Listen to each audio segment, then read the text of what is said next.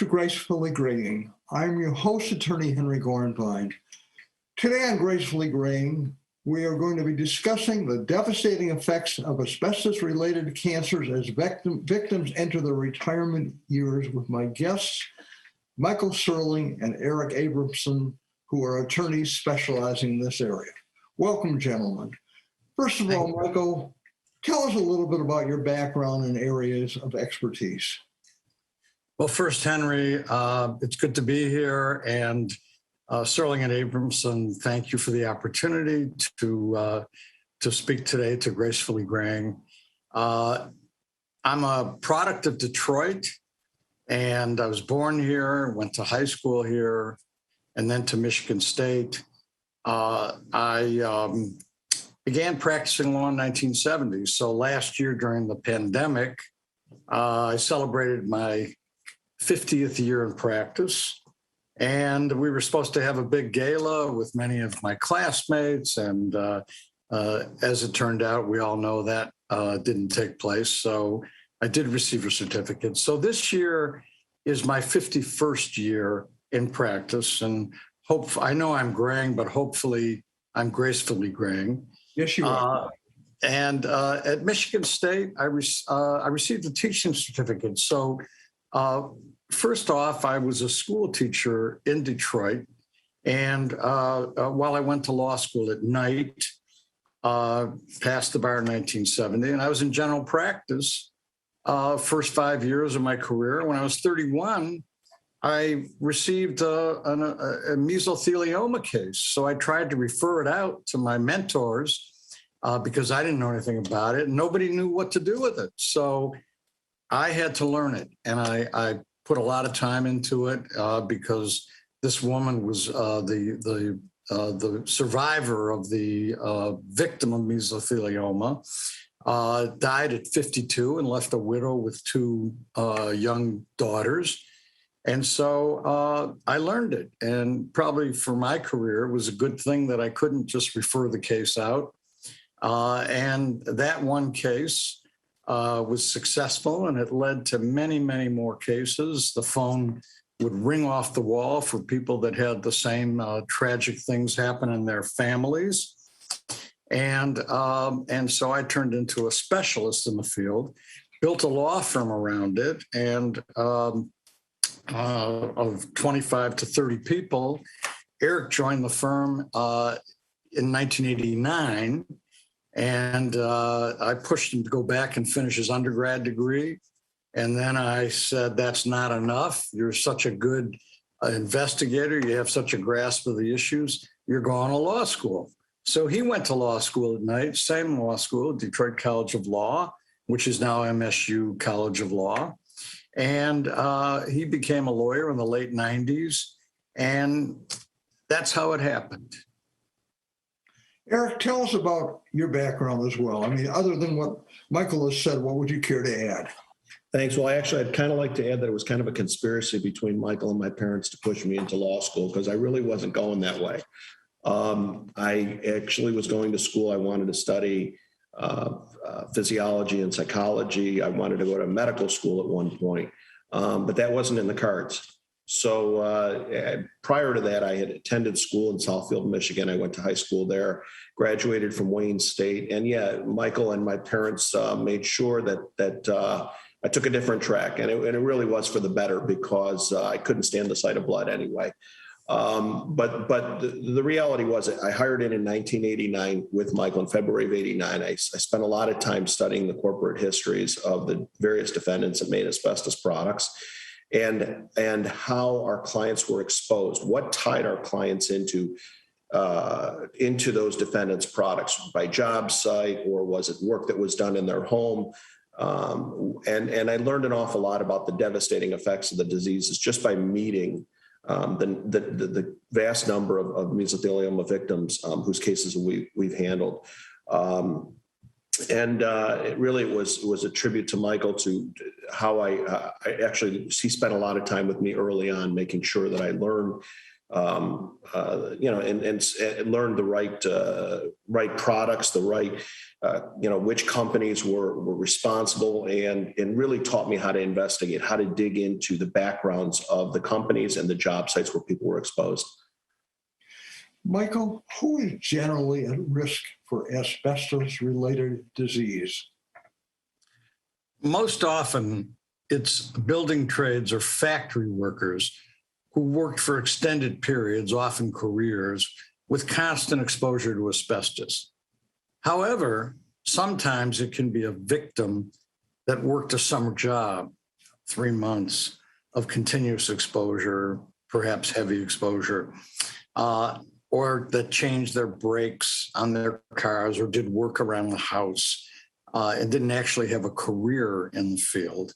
And in about 5% of the cases, it's family members that are exposed through the clothing of the worker or through tools or materials that are brought home, where even children can be exposed and develop the disease.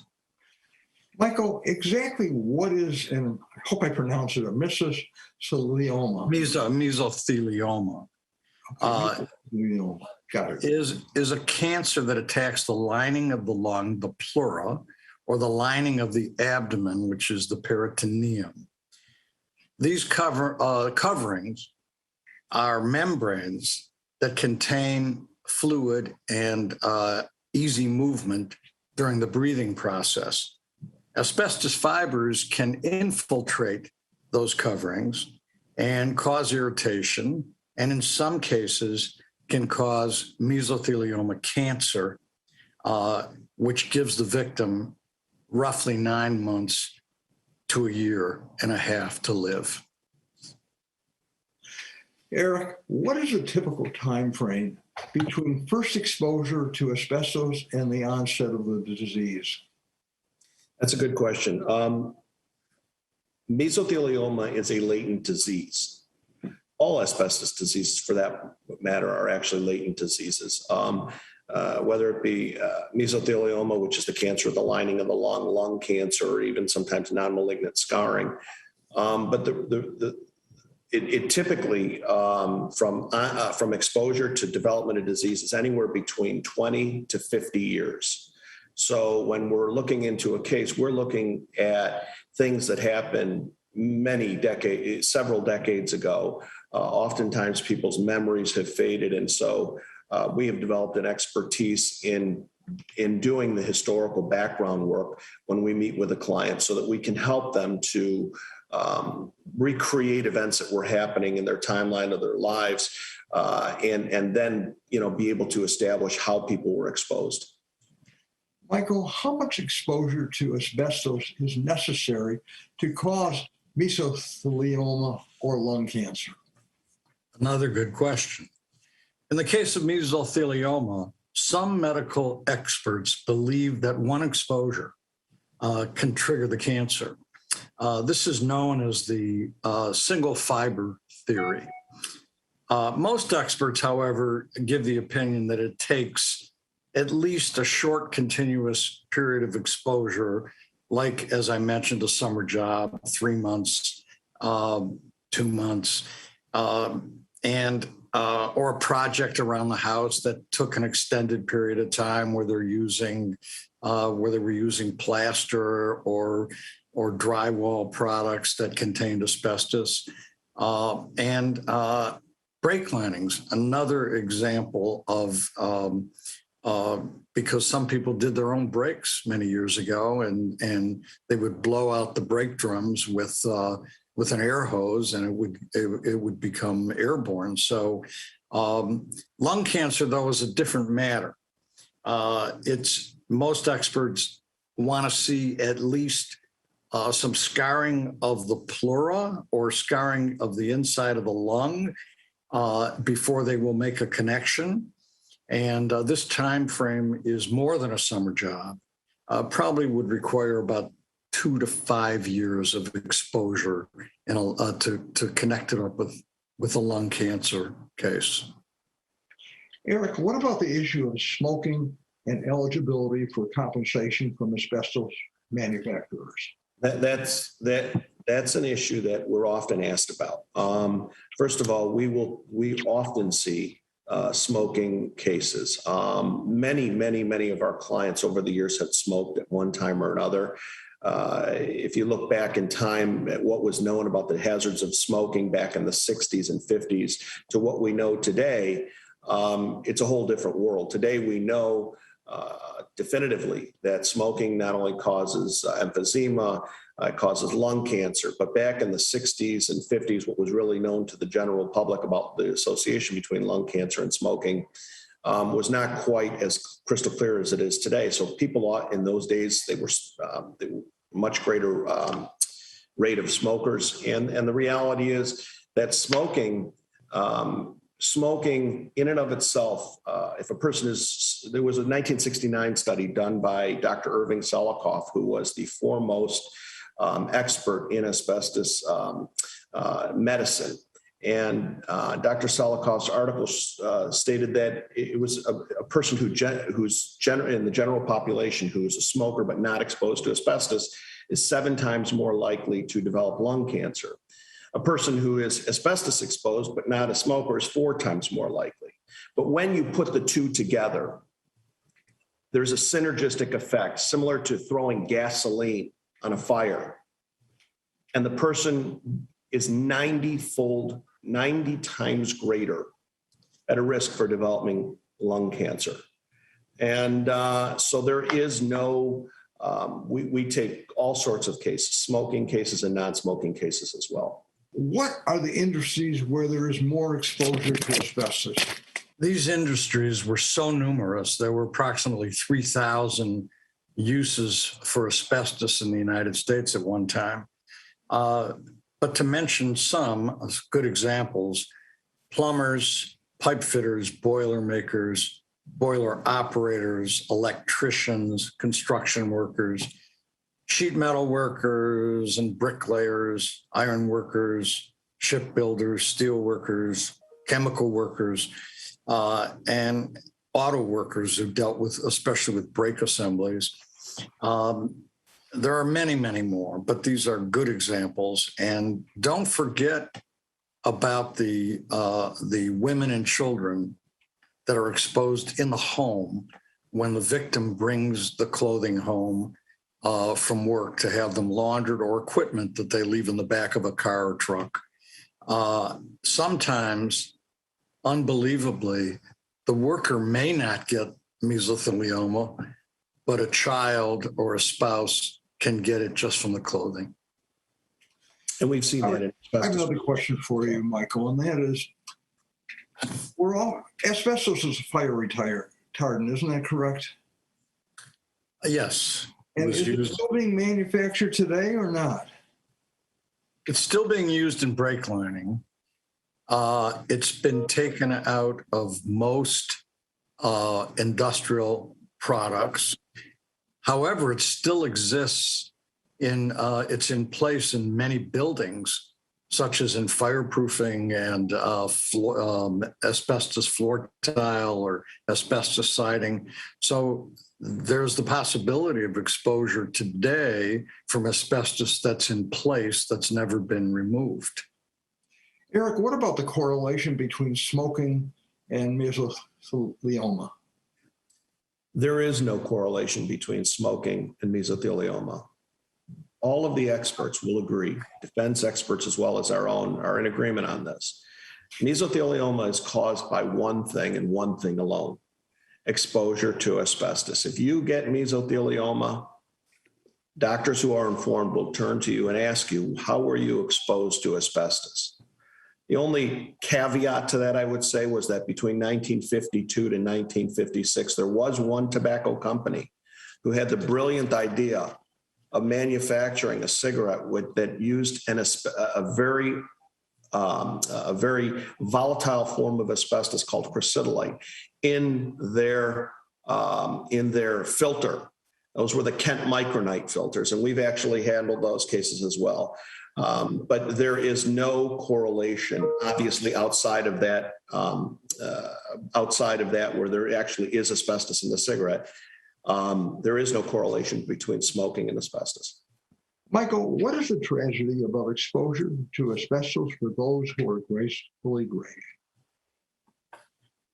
The tragedy for gracefully graying individuals is that so many are affected after careers where they help to build our country or defend it. We have many veterans that become clients, unfortunately.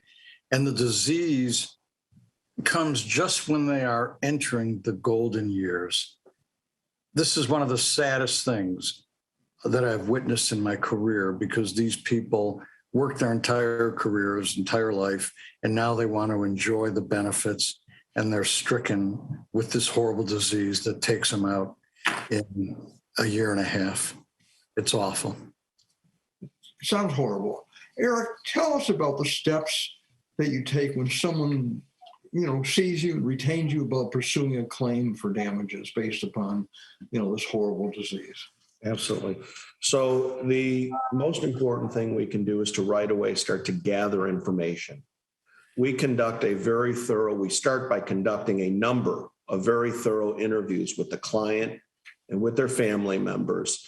The idea is to gather up as much evidence from the person exposed or the person who has the disease. The best evidence comes from that person. The idea is we want to gather up as much information about the parties who are responsible for his exposure, for his development of disease, okay?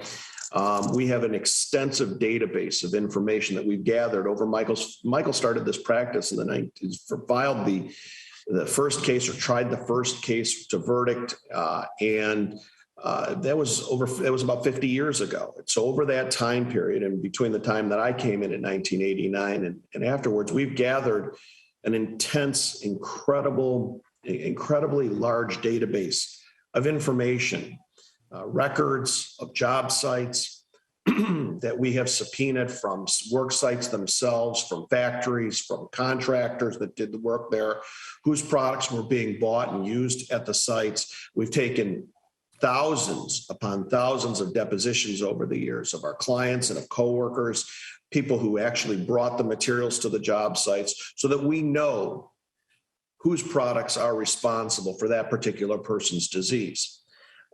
We gather and we search. Even today, we don't rely just on our database. We still are searching records in the National Archives. We have cases all across the country, people who worked in shipyards, on the West Coast, on the East Coast. We're searching records of those, of what was used in the construction of those ships in the National Archives. More locally, we also look to see, we check the state records for abatement records and things like that, local records. And there's an intense amount of record gathering and review that goes on in the early parts of a case. And so that's, it really is about, in the beginning, gathering up as much of that information as possible. And also an important part of this is making sure that if your clients are looking for, you want to give your clients a lot of information about where to be the cutting edge treatment options that are going on in the country. And we have connections with doctors all across the country, so that we can help our clients if they're looking for that kind of information, or if they're seeing an expert or a doctor and they want a second opinion. We're more than happy to guide them into those hands as well. Michael, how long does a typical case take once you are retained and from start to finish? Another good question. We have cases all over the country, so it does vary. In Wayne County, Michigan, the court that serves Detroit, metropolitan Detroit, it probably has the shortest time frame.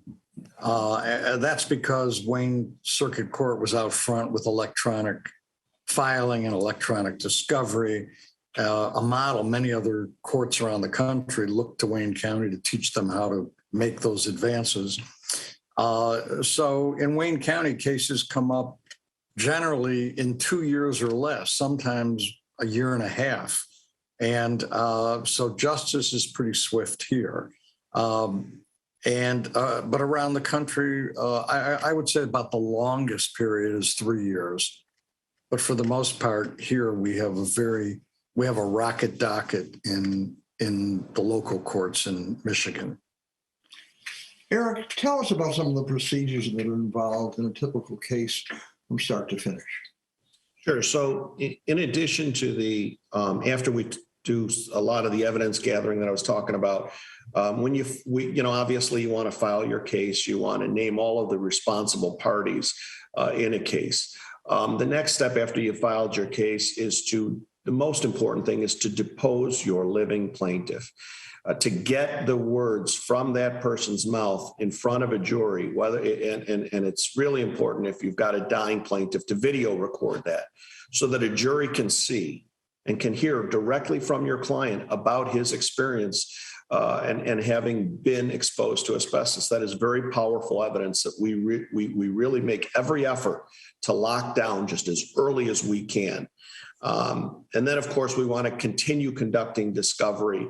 We're always looking for more evidence. There were, with so many, having been so many commercial uses of asbestos, we don't claim to have anywhere near reached the end of it. So we're always conducting more discovery, finding out more and more about the defendants and their products.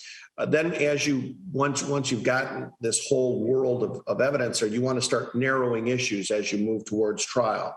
So how do you do that? You file interrogatories or you file requests for admissions to narrow the issues so that you can make a trial as swift and efficient as can be. Nowadays, defendants readily admit that their products had asbestos in them. It's not a fight over that anymore. Nowadays, it's more about the issues of when were they exposed and how were they exposed.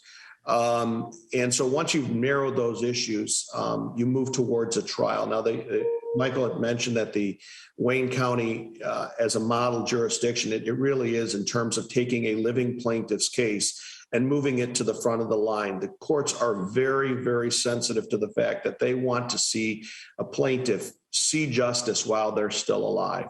So they make every effort to make it within a workable time frame. Most people who have mesothelioma from diagnosis to death, 9 to 18 months. And so the courts are cognizant of that, and they work very hard to make to help us to frame our issues, to narrow our issues, and work towards a resolution. The courts are very also actively involved in helping us to try to resolve them, because the last thing anybody wants on both sides is to go through a lengthy trial. It's taxing on both the defendant and the plaintiff. And if you can get some resources, some settlements to your plaintiff while they're alive that are fair and reasonable, then you work to do that. Otherwise, you go to trial. Michael, what are typical damages in this area? Well, damages can vary from case to case, but certainly lost income, pain and suffering, loss of companionship and love and affection, loss of services, exemplary damages or punitive damages. Because each case is so different, the monetary translation can be anywhere from the low to mid six figures, all the way up to multiple millions. Often it depends on the age of the plaintiff when they're stricken. Some people are stricken in their mid to late 80s. Some are stricken in their 50s or 60s. We've even had cases of people that developed the disease, children, as I mentioned before, that were exposed through the father's clothing or tools. Some of those cases actually surface when they're in their 30s or early 40s. Those cases have obviously much more damages than somebody stricken in their late 80s. Eric, tell us about some other areas of complex litigation that your firm handles. Sure. So we have, because of our experience in asbestos, we actually got involved in some early on, we got involved in some dangerous drugs, the Vioxx litigation. We were able to successfully resolve a number of those cases. But more recently, we're handling cases for people who've been diagnosed with different forms of leukemia from their exposures to Roundup. the weed killer. We've handled and continue to handle transvaginal mesh cases and hernia mesh cases. Those are those are cases with some really significant damages. People whose lives have been affected by defective medical products. We've handled some of the hip litigation where people developed metallosis, pseudotumors from metal on metal hips. So defective medical products is also an area where we spend a bit of our time in. Michael, what are the symptoms of these diseases? Well, in the Roundup cases, the symptoms can vary dramatically from plaintiff to plaintiff. The important thing is really the diagnosis. Most cases involve a diagnosis of non-Hodgkin's lymphoma or leukemia, acute myeloid leukemia, B-cell lymphoma. So we need the diagnosis to connect it up with the disease. The cancer-causing ingredient in Roundup cases is known as glyphosate, and that is really the herbicide part of the product. So symptoms vary in those cases. In transvaginal mesh and hernia mesh cases, the symptoms are generally bleeding, pain, infection, and tissue erosion. The culprit here was the use of polypropylene. It's a type of plastic polymer which resembles a fishing line in these mesh products. Many companies have decided to stop the usage of polypropylene in their mesh products. In the Vioxx painkiller cases that were handled many years ago, the product was linked to blood clots, heart attacks, and strokes. We had many death cases. Merck, the maker of the product, eventually entered into a national settlement. We had cases from around the country and many other firms. Many of our firms that we do work with, plaintiff firms, had cases in their neck of the woods. And so everybody kind of banded the cases together, and eventually there was a settlement. The FDA pulled the product from the market, and even though in our state we have a very draconian, probably the worst drug law in the country, in Michigan, these cases, Serling and Abramson was able to have these many Vioxx cases included in the national settlement. Eric, we're running low on time. Give us some advice that you would give to someone who has some of the symptoms that we've been describing. The most important advice, obviously, is to see your doctor. See the best possible doctors you can network your way to. We're always happy to help our clients to do that because obviously a person's care and treatment is far more important than any monetary, resolution to any sort of a case. Aside from that, though, if we're able to help somebody, we want to be able to do that. We do help them to network to their doctors, and we'll work around treatment schedules to accomplish our goals, as well as as seeing them treating and making the best possible lives for themselves they can at that point. Michael, some final thoughts and takeaways before we sign off. Our firm has been at the forefront of gaining compensation for victims of all of these products mentioned, first and foremost, asbestos disease.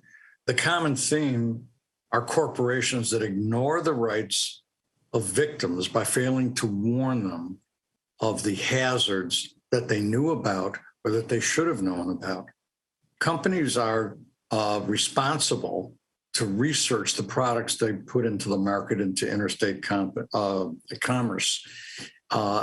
And what we see here are companies that failed to look out for the health of consumers and caused untold cases of disease, death, and pain and suffering. It has been the mission of Serling and Abramson to give the best representation possible to victims of these bad actors who put profit above life and limb. We're out of time. Michael Serling, Eric Abramson, I want to thank you so much for being our guest on Gracefully Graying. This is such an important topic, and you covered it very admirably. And again, I want to thank our viewers for watching Gracefully Graying. Please watch this video once it's posted on our YouTube site, on the Serling Abramson site, and share it and like it. Again, thank you for being our guests on Gracefully Graying.